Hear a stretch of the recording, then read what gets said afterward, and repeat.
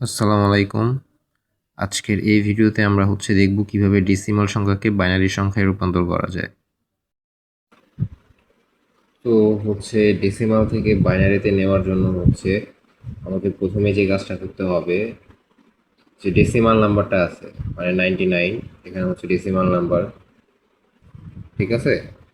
99 decimal number. এটাকে আমাদের ভাগ করতে হবে আমরা যে নাম্বারে কনভার্ট করব, মানে বাইনারি, এটার বেস যেটা আছে দুই দুই দিয়ে আমাদের ভাগ করতে হবে। তো আমরা দুই দিয়ে যদি ভাগ করি এখানে হয় 49। 49 49 যদি করি সেক্ষেত্রে আমাদের ভাগশেষ থাকে এক। এটাকে আবার যদি আবার দুই দিয়ে ভাগ করি সেক্ষেত্রে আমাদের 24, মানে 24 দুগুণে 48, সেখানে ভাগশেষ আবার থাকতেছে 1।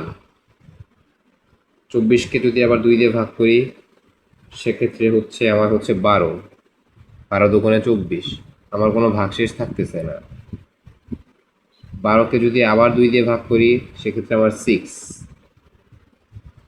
আমার কোনো ভাগশেষ এখানে কিন্তু থাকতেছে না।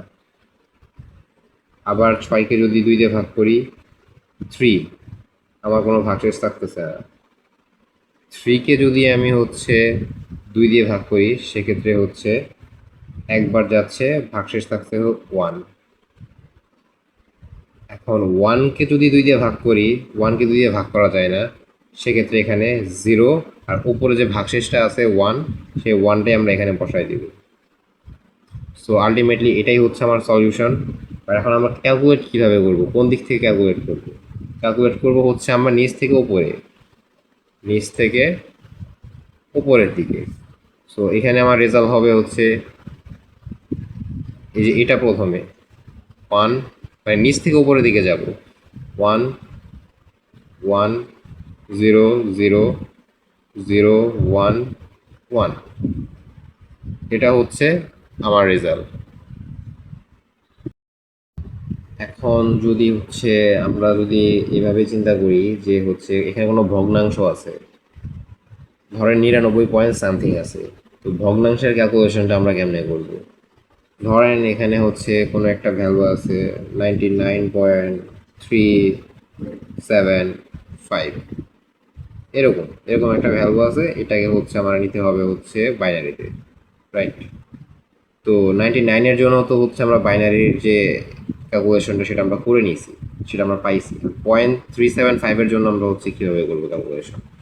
0.375-এর জন্য আমরা ক্যালকুলেশনটা তিনটা অংশে ভাগ করব। এটা সংখ্যা, পূর্ণ সংখ্যা, আর একটা ভগ্নাংশ, ঠিক আছে? এই তিনটা অংশে যদি আমরা ভাগ করি সেক্ষেত্রে দেখা যাবে আমরা 0.375, 0.375 এটাকে আমরা গুণ করব। কী দিয়ে গুণ করব? এই যে যে সংখ্যায় কনভার্ট করব সব বাইনারি, এটার যে বেজ আছে, বেজ মানে দুই, দুই দিয়ে গুণ করব। গুণ করলে দেখা যাবে আমার এটার রেজাল্ট হবে 0.75, 0.75, মানে 0.75, 0.75। এখানে কোনো পূর্ণ সংখ্যা নাই, দ্যাট মিনস 0। পূর্ণ সংখ্যা নাই বলতে এখানে বোঝানো এখানে 1.75 আসে নাই, 2.75 আসে নাই। যদি থাকতো সেক্ষেত্রে পূর্ণ সংখ্যার ক্ষেত্রে 1 হইতো, 1.75 হইলে পূর্ণ সংখ্যার ক্ষেত্রে হইতো 1, আর এখানে 75। যদি 2.75 হইতো সেক্ষেত্রে পূর্ণ সংখ্যার ঘরে হইতো 2, ভগ্নাংশের ঘরে হইতো 0.75। যেহেতু আসে নাই, সো এখানে পূর্ণ সংখ্যার ঘরে 0 হবে। এখন আবার এই যে 0.05, 0.05 এটাকে আবার দুই দিয়ে গুণ করবো, 0.75, 0.75কে আমরা আবার দুই দিয়ে গুণ করবো। দুই দিয়ে গুণ করলে দেখা যাবে আমার আসবে 1.05, 1.5, 1.5। 1.5-এর জন্য ভগ্নাংশের ঘরে আসছে 0.5, আর পূর্ণ সংখ্যার ঘরে গেছে 1, যেটা আমি এর আগে বললাম। এখন এটা আমরা কতক্ষণ করব? যতক্ষণ পর্যন্ত ভগ্নাংশের ঘরে 0 না চলে আসতেছে, ঠিক আছে? এটা যতক্ষণ না মিলে না যাচ্ছে। এই যে দেখেন, তারপরে যদি আমরা আবার 0.5কে দুই দিয়ে গুণ করি, 0.5 ইন্টু 2, এটাকে যদি দুই দিয়ে গুণ করি তাহলে আমার চলে আসতেছে 1.00।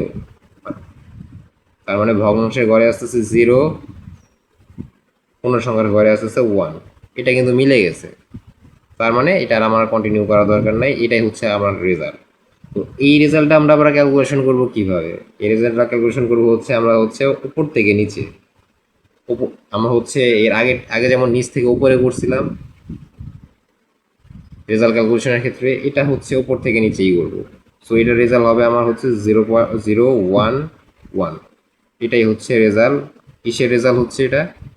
এটা হচ্ছে 0.375 is equal to 0.375 is equal to এইটা।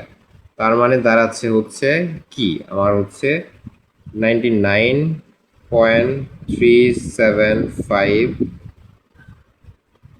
এই decimal number is equal to আমাদের যে উপরে যে নাম্বারটা ছিল প্রথমে 99-এর জন্য আমরা যেটা পেয়েছিলাম 11,000,1 পয়েন্ট, আর এখন যেটা পাইলাম 0.375-এর জন্য 0.11 আমার স্পেস নাই, তো আমি ছোটো করে লিখলাম, আর আপনারা একটু কষ্ট করে বুঝে নিন।